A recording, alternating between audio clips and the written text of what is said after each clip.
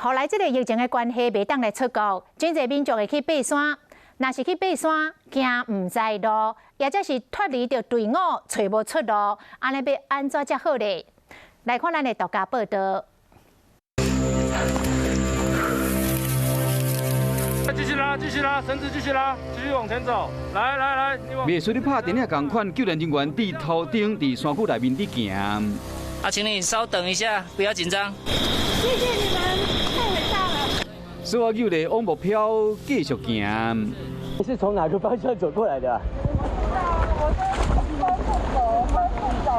虽然讲已经落大雨，嘛是要把握时间救登山客。高雄市在109年3件是迷途的，那有2件是受伤的，那不幸死亡的案件有1件。那在今年截至到现在，迷途的有1件，那受伤的有1件。敢若去年伫高雄就16件，今年到目前为止有5件。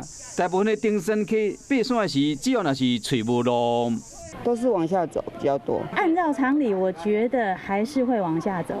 拢会想讲要往山骹行，也毋过安尼就唔对啊。往下走不但不会回到平地，恐怕还会阻断生机。因为安尼离开原来山区，颠倒会较歹找人。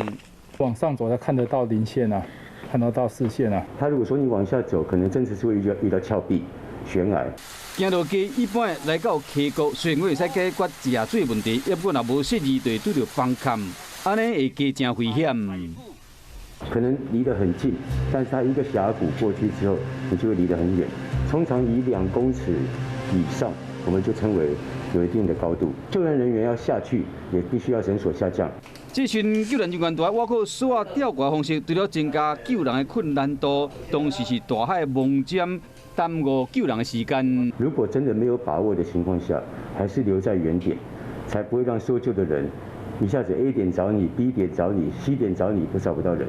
山顶有真个树啊，有真个树田，无像平地有明确的指引的路标，所以讲爬山前，除了相关的功课要好好做以外，上较要紧的是，若真正不幸找无路，千万唔通黑白走，离原来所在等人来救，安尼才是正确的做法。